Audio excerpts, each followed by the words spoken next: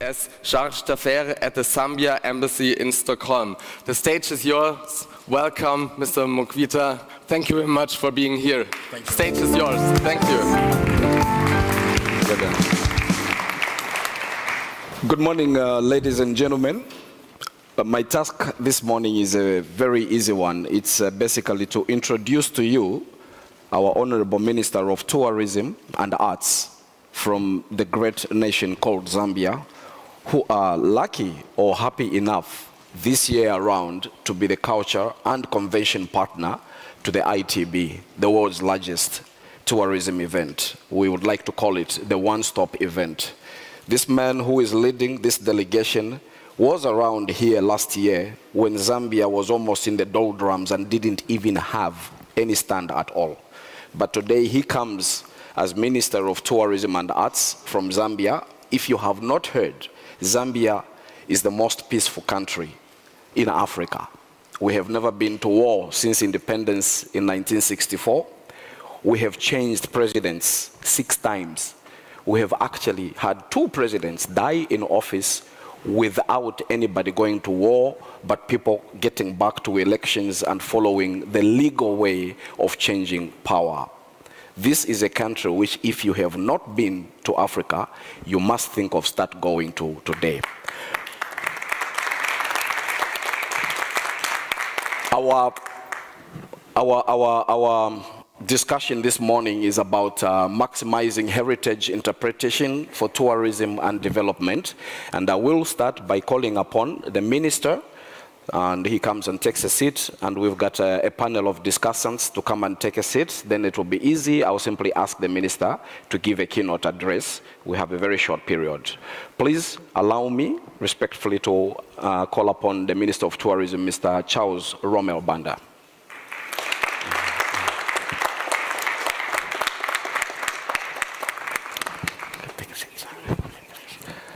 Also, please allow me to call upon Mr. Kagosi.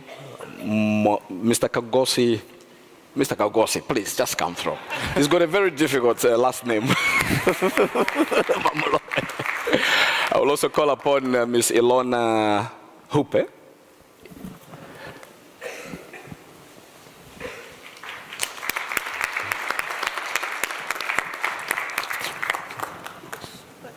Please take a seat. Yes. And I will also call upon Mr. Peter De Bruin.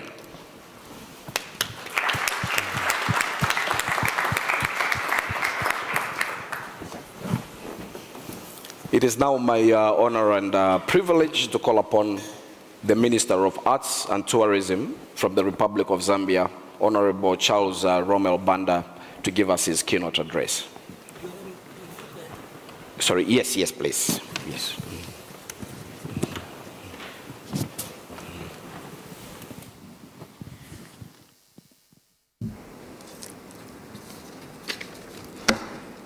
Thank you very much, moderator.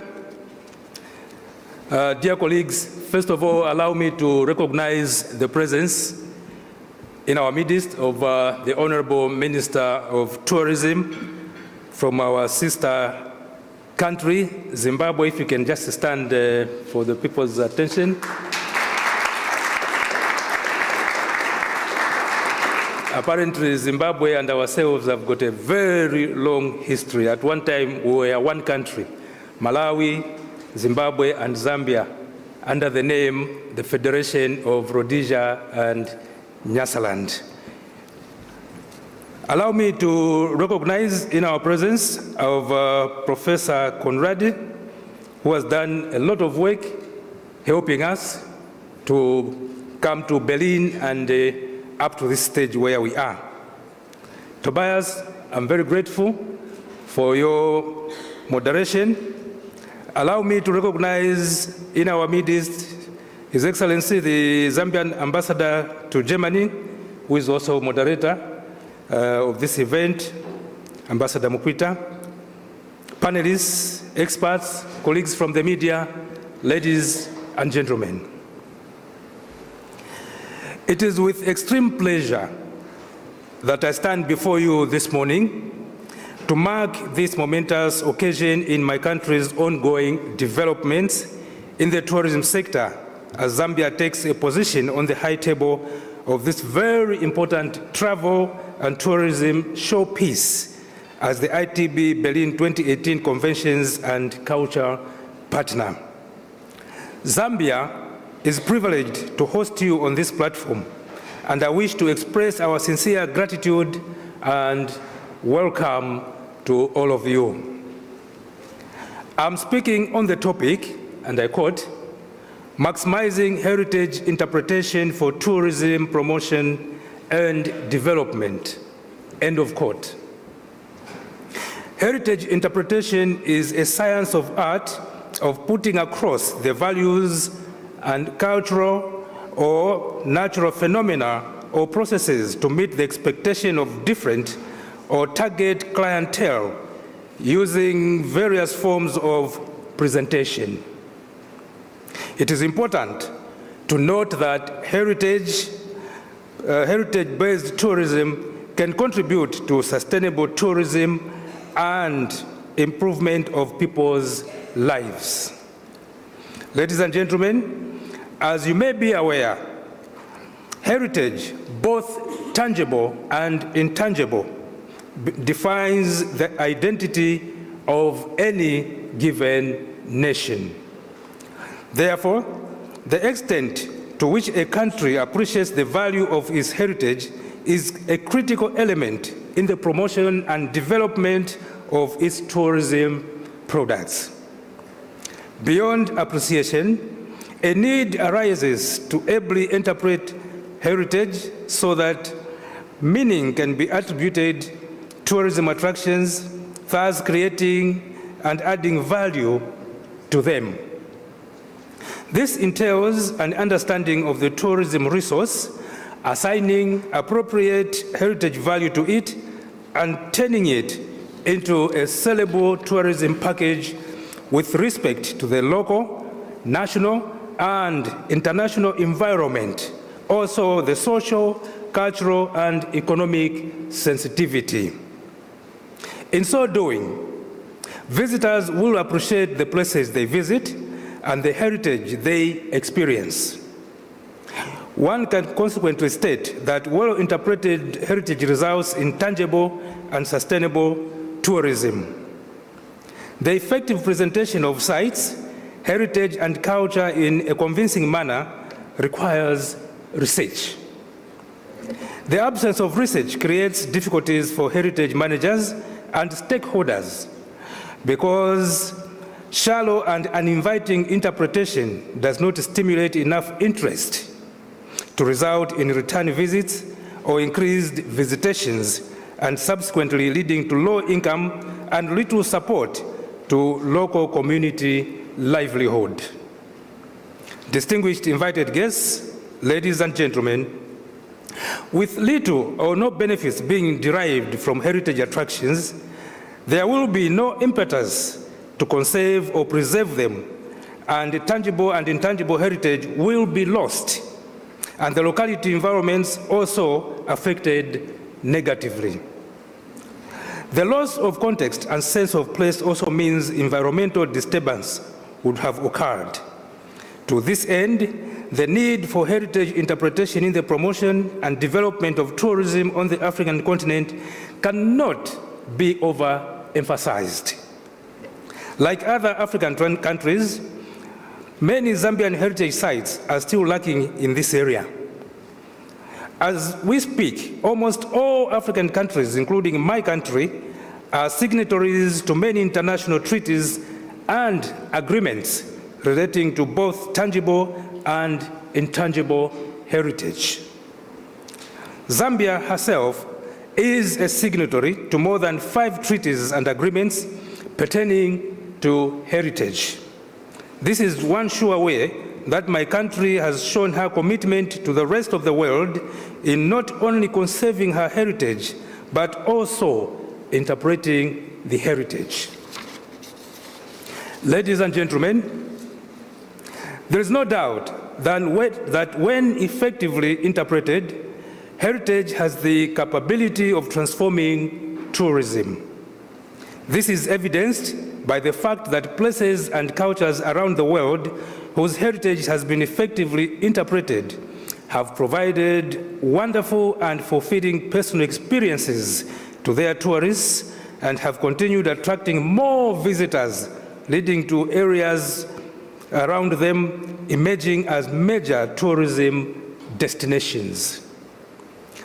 Being one of the countries that have rich and intriguing cultural and natural heritage, we intend to use our Zambian examples to draw some best lessons on heritage interpretation to assist other developing countries who have challenges in interpreting their various types of heritage or culture.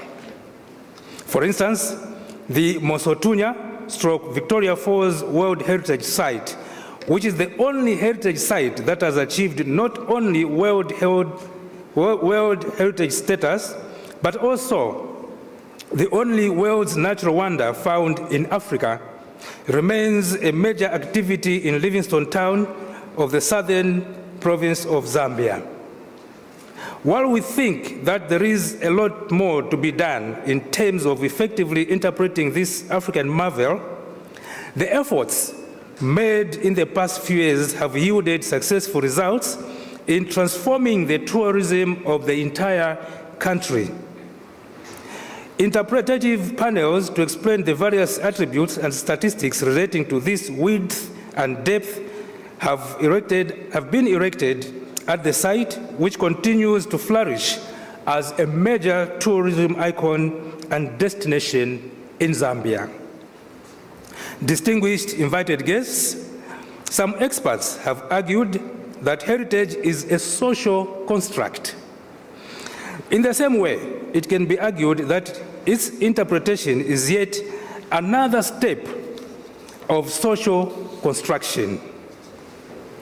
The purpose of my speech, dear colleagues, is to ensure that I provoke the panelists and indeed all of you distinguished ladies and gentlemen to reflect on how we can achieve gains in tourism development and promotion through the meaningful and effective interpretation of heritage without leaving anyone, including the local communities, behind.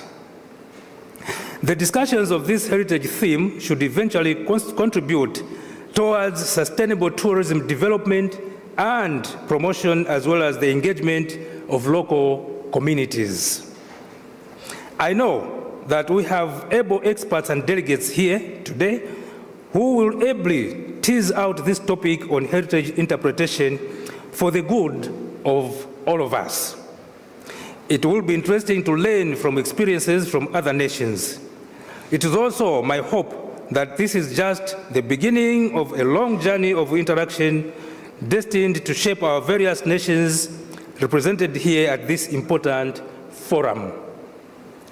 Considering that it is said that a nation without culture is a dead nation, it will also be stimulating to hear from the experts what we are going to do to interpret our heritage so that it feeds the preservation of cultural heritage beyond the traditional or conventional way of doing things.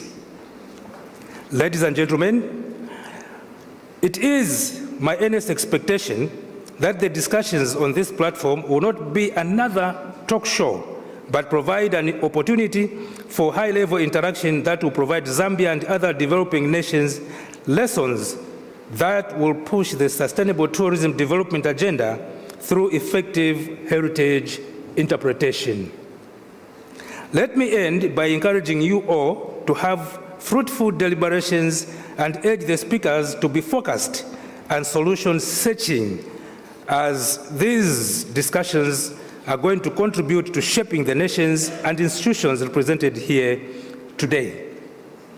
Moreover, I'll be lacking in my responsibilities and present myself as a poor tourism ambassador indeed if I do not take this opportunity to invite you to visit Zambia and explore the land of diverse cultural and natural heritage. We continue to invite you to join us here at the ITB Berlin 2018 as we continue to share our cultural heritage. Spare a moment of your time and embark on a truly rewarding experience and ensure that you take Zambia with you. Ladies and gentlemen, I thank you.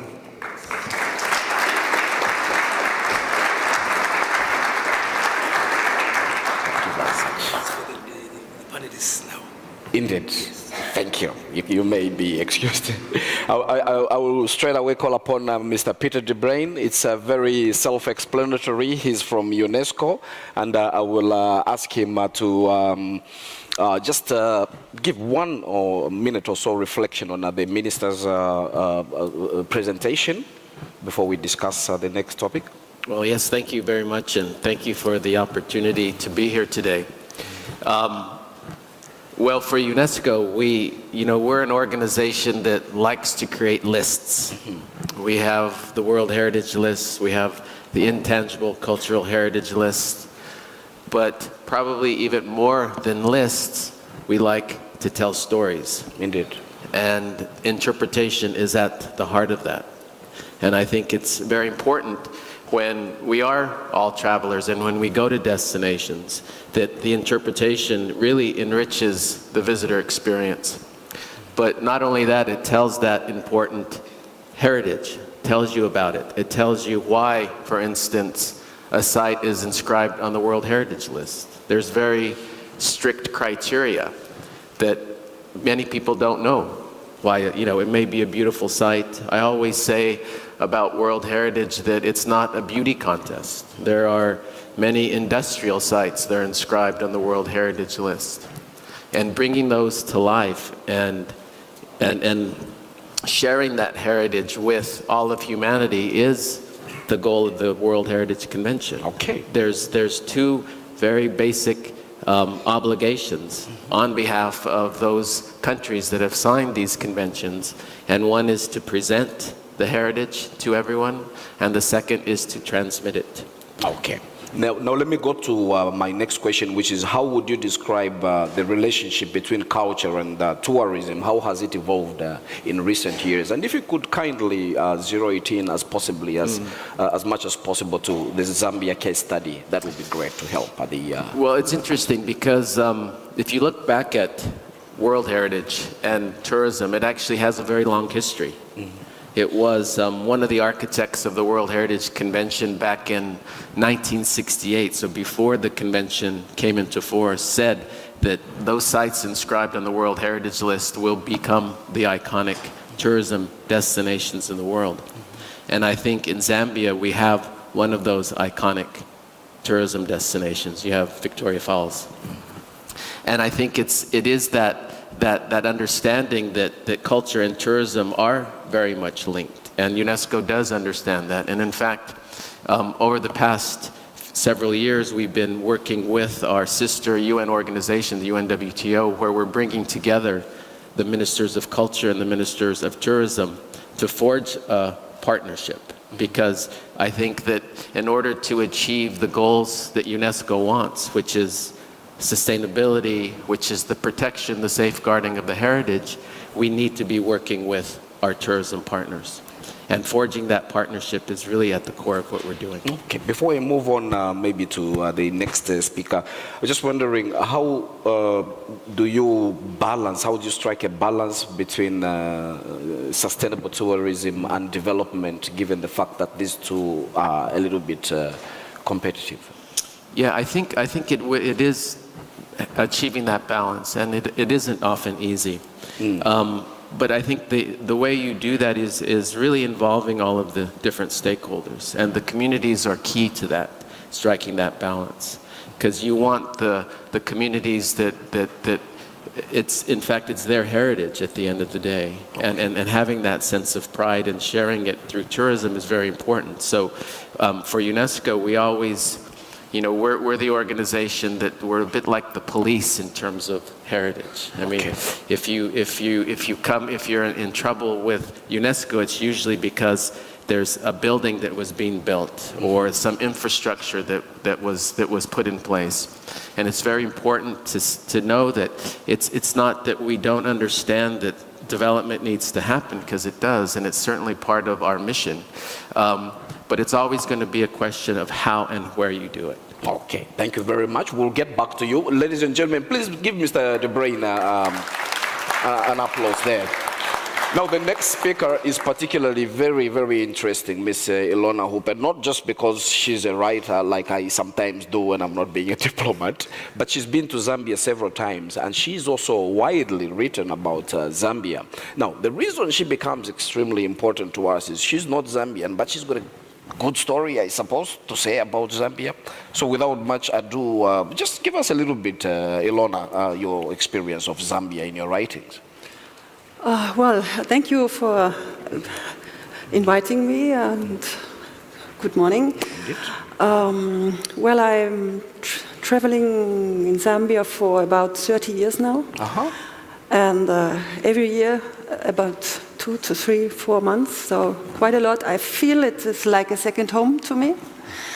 And I do books on Zambia and other countries in Southern Africa as well. And what makes Zambia so special is that it's on one side, it is widely known as a prime safari destination. And up to now, it is still little known in the world that is extremely rich in culture. There's a huge variety of people, of culture, and it is an extremely friendly, open-minded, kind people to meet. Yeah. So I believe for a European, in my side, my books are for Europeans. Yeah?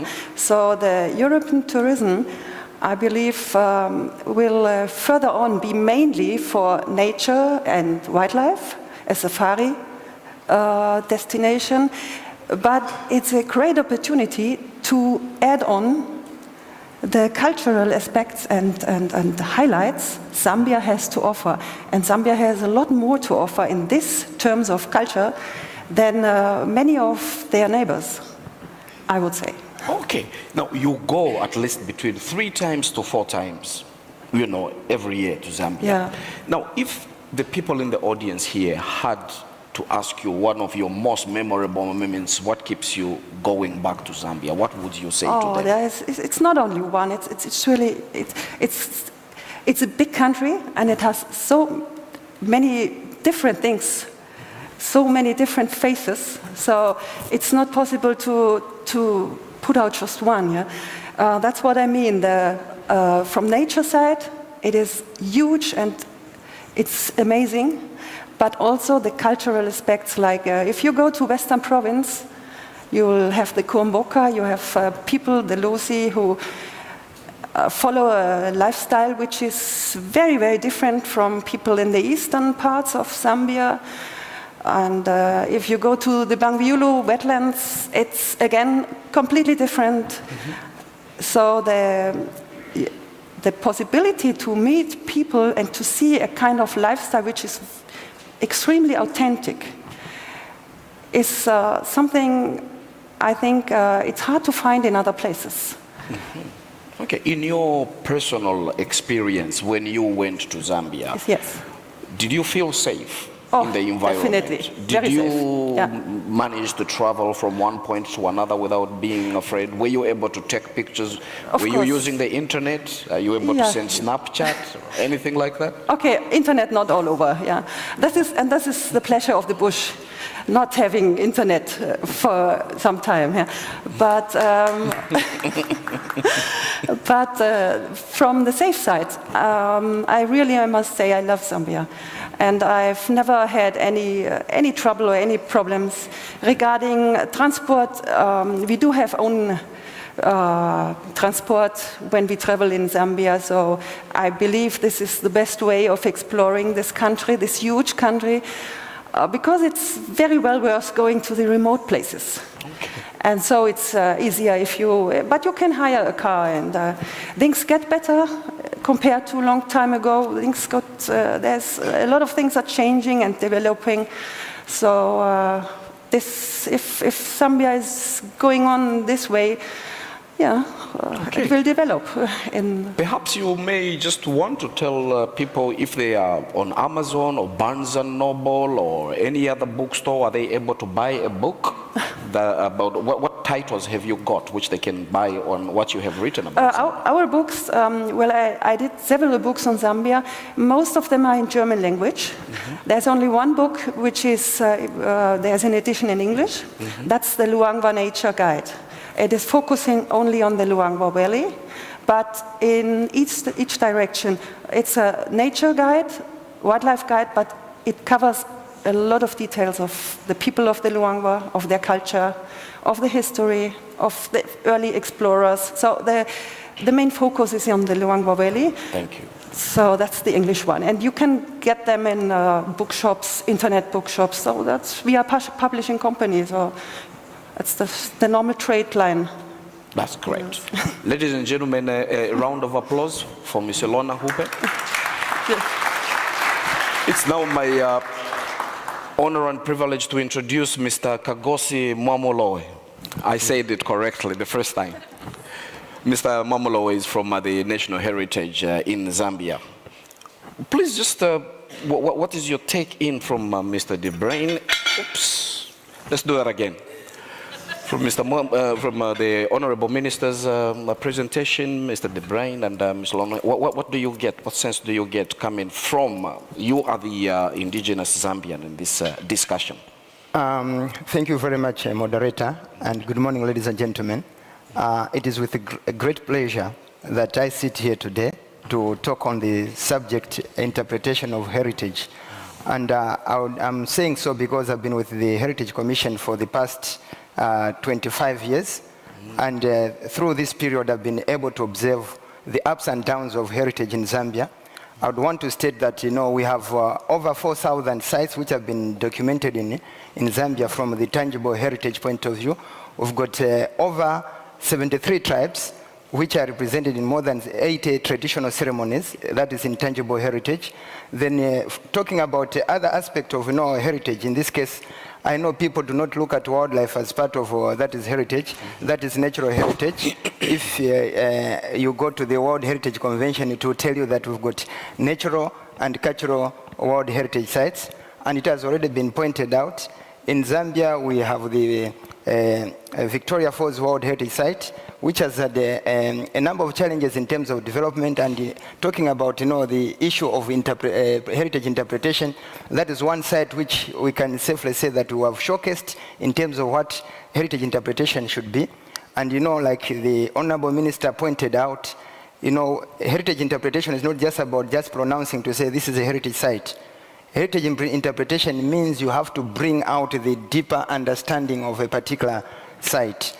If the deeper meaning is not brought out, people will not understand the particular aspect of heritage you are trying to interpret, and people will not even appreciate. And if they don't appreciate, they will not contribute to passing on that piece of heritage or that tradition to the next generation.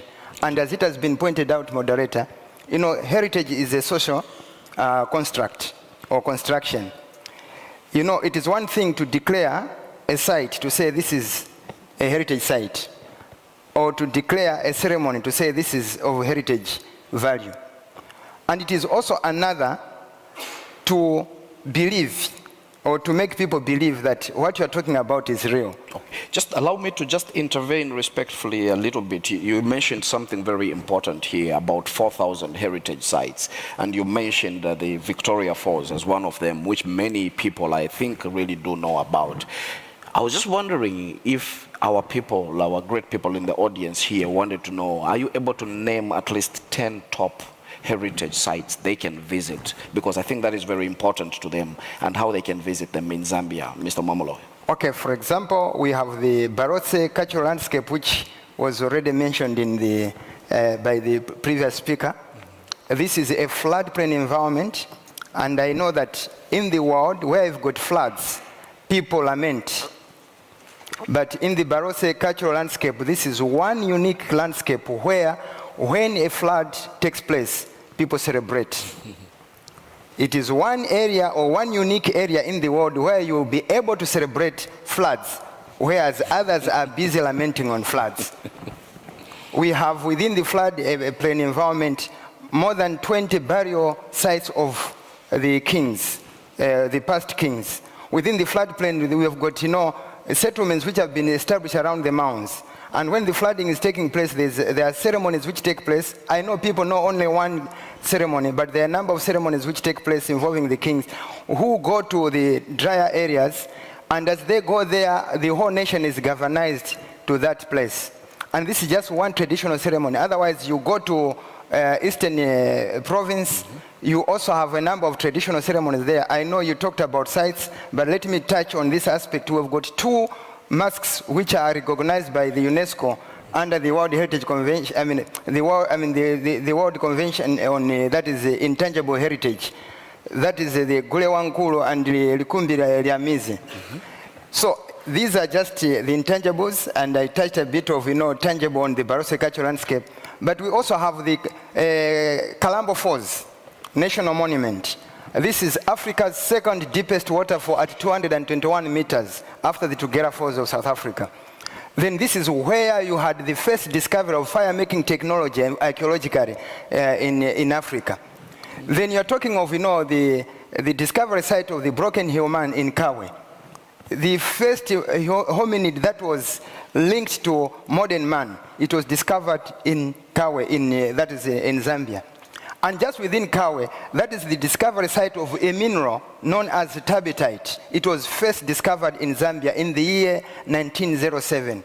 And it had to take about 50 years before it could be discovered anywhere else in the world, and that was in Australia. You're talking of, the Lumangwe Falls, the Lumangwe Kawelume Falls. This has got, and on Karungwishi River. This has got a series of more than 3 waterfalls within a stretch of, 13 kilometers.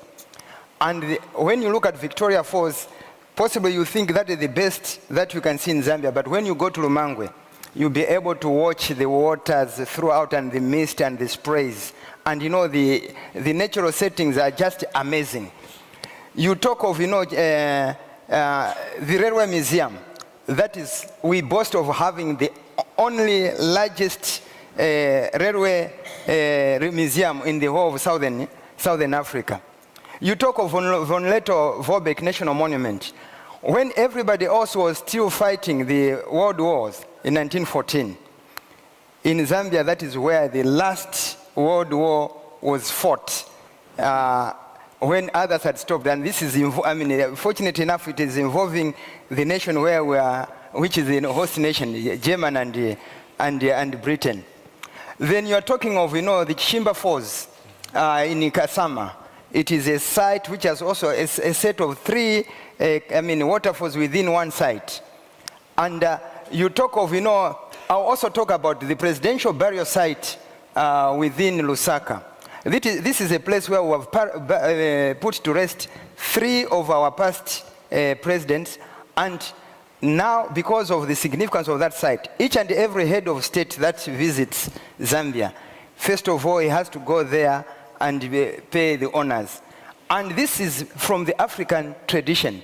I'm saying so because even during the the pre-colonial times, the historic times, there was the King Kazembe Kingdom. All the Dalasedas of this world, the earliest European, that is explorers, before they could see the king, first of all, they would pass through the graveyard. And if the spirits allowed them to do so, then they were able to go and see the Kazembe. Okay, I asked about 10, but yes. I think you've given us your whole stop. I will just go back to Mr. De Bruyn. Again, just briefly, as we are drawing close to the end of our discussion. I know you are the United Nations, so it involves more than 100 countries. But what do you think makes Zambia uniquely placed as a heritage country?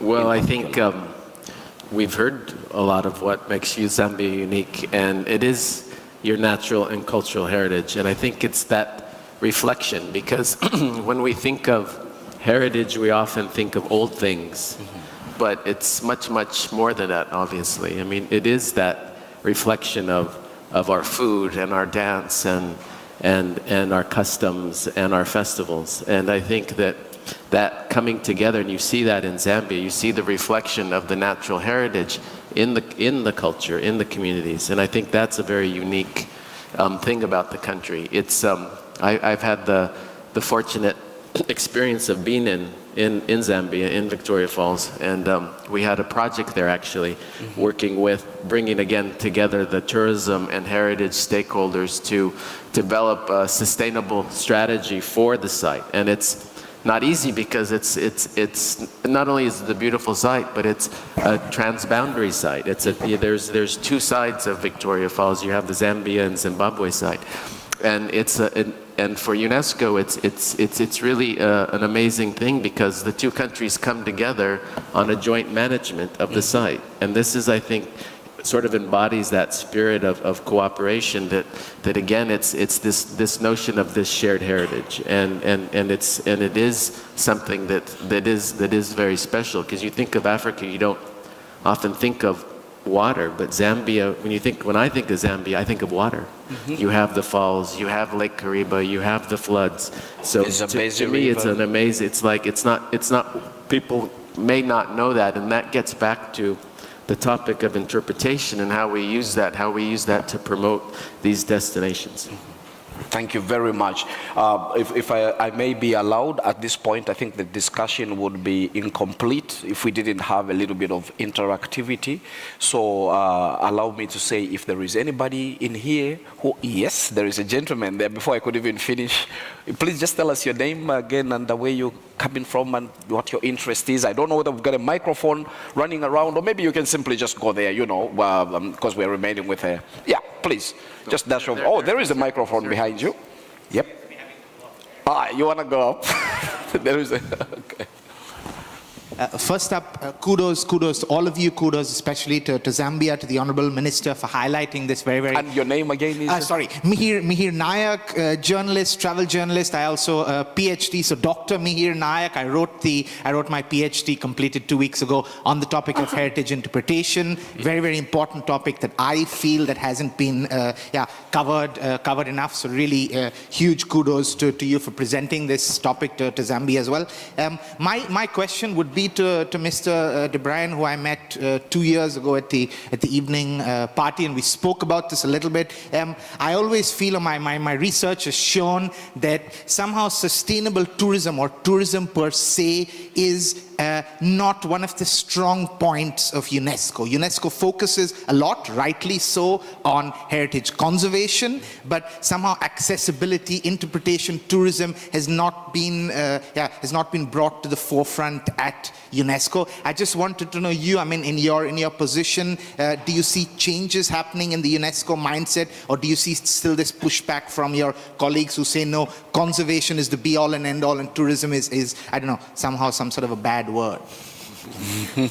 Well, I think it is changing clearly with UNESCO, and I think there's been some developments over the past couple of years. In fact, there was a policy that was adopted by the World Heritage Committee to integrate sustainable development into the mechanisms of the convention. And I think that, to me, that's for World Heritage Sites, that's the connection. And how we do that for UNESCO, it will never change that our starting point is conservation.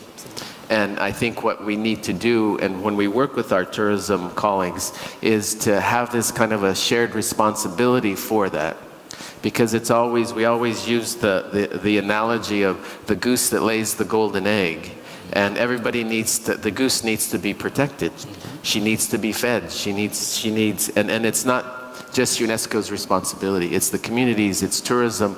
And the best way to do that, I think, is through interpretation and enhancing that visitor experience. So if you can imagine, if everybody was focused on really having quality experiences in World Heritage Sites, chances are those sites are going to be well managed. So if you have a good experience, the management is going to reflect that. So I think that is our goal, and the good thing is it is changing within UNESCO, and it's not just I mean, even if we're approaching it from that protection, I think it is that evolution that is occurring, and I think it's very much being embraced by our member states. Okay. Any other? Our gentleman here, the professor up front.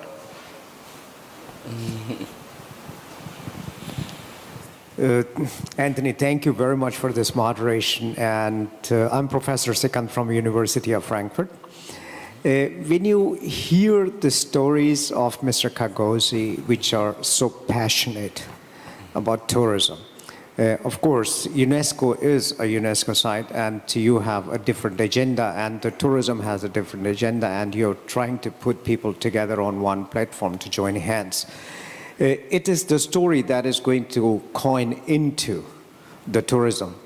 And you're going to have the best effort. I think ZATEX is coming very soon to in Zambia itself. And when I look at Mrs. Hope's stories, and I had a look at the guidebook you have just released, it's a wonderful effort to tell even Germans in the German language. That book is a wonderful experience that you have expressed. I have not seen the previous ones. It is necessary to join hands on both sides of heritage, and it is the future of the heritage where we simply say, in the World Heritage Sites, there has to be something which is economics and management of World Heritage Sites. Until we have that, we are not going to have sustainable tourism to make people aware of it, even on the ecological part of the tourism. Thank you. Thank you. In keeping time, we will have the last question from the gentleman there, then I will call Tobias to come and wrap up the discussion. There's a gentleman that side. You can come this way, because you're going there, he's going the other way around. Thank you. Good morning, sir. My name is Priyam Vad. I'm a master's student from the Hochschule Bremen. I'm studying international tourism at the moment. University has allowed us to visit ITB Berlin. This is my first visit. Good morning to all, to the Honorable Minister as well. I would like to ask, since we are talking about maximizing heritage interpretation, and of course, local involvement of the local people is very necessary in such cases. From your point of view, how difficult it is to get the locals involved to really express their interpretation to tourists who come to Zambia, and how strong is the feeling of protecting that heritage while interpreting it in the right way to the tourists? Oh. Since we have the minister here, kindly pass through here and just give him the microphone. We have the government itself, and it can tell us about. Thank you very much. Yeah. That is a very important question. In fact, it is very well linked to what the professor was trying to say here. Where do we put the link between heritage and tourism? If anything, without heritage, there will be no tourism, because there will be nothing to show. As a result, whatever we have as heritage is what we need to conserve and protect, as he said. So we need to put the story to it, and when we have put the story to it, let us protect it, conserve it for today and for the future, because that is what is going to identify us as a nation. Remember, in my speech I said, a country without a culture is a dead one, because you don't know where you're coming from. You don't know where you are, and you will not know where you are going.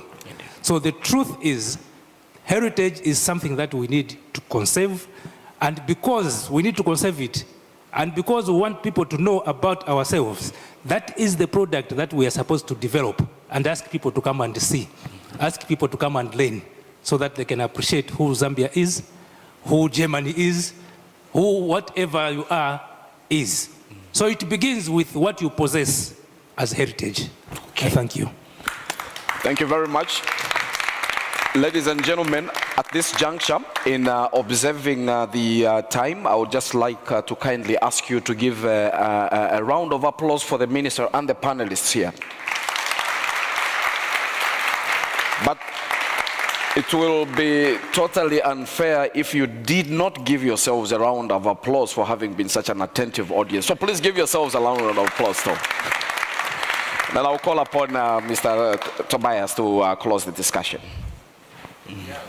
Thank you very much for this very exciting panel discussion here on the Zambia Tourism Forum.